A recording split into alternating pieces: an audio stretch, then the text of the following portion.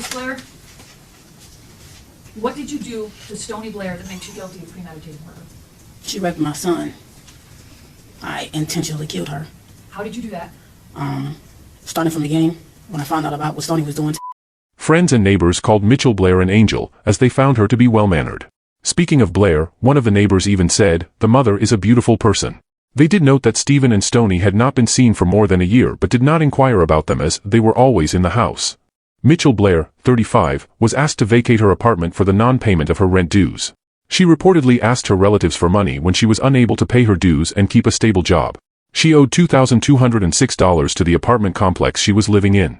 Inside a white deep freezer located in the living room was the frozen body of a teenage girl, wrapped in a large plastic bag. When the police arrived, they made yet another discovery, the body of a boy right underneath her. A neighbor didn't waste any time disclosing Mitchell Blair's whereabouts.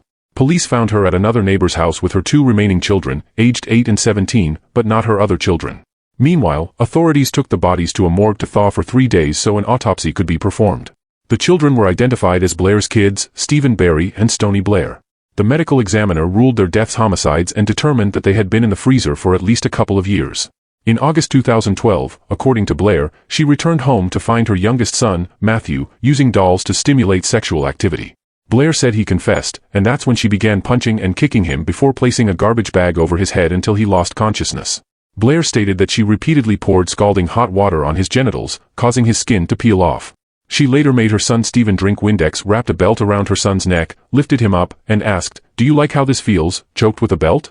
9 months after murdering Stephen, Blair said she found out that Stony, her 13-year-old daughter, was also raping her youngest son. That's when she began starving Stony and brutally beating her until she died in May 2013.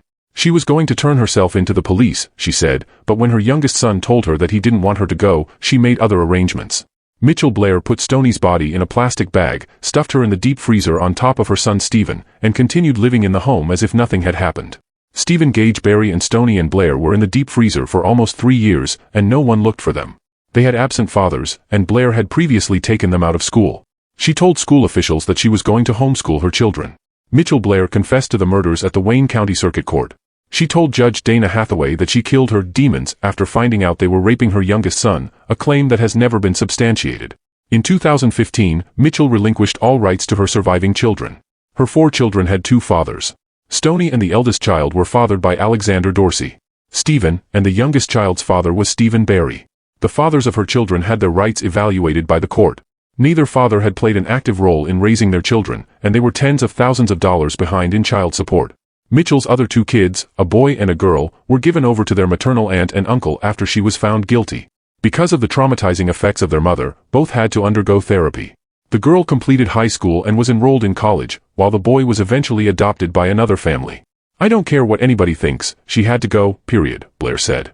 "When I say he's got closure, he's got it. I know exactly what he was feeling." Mitchell Blair was sentenced to life imprisonment for the murders in June 2015 and was found guilty of 2 counts of first-degree murder. I do not feel any remorse for what I did to Stony, because she had no remorse for what she did to my son. And it's not only raped him,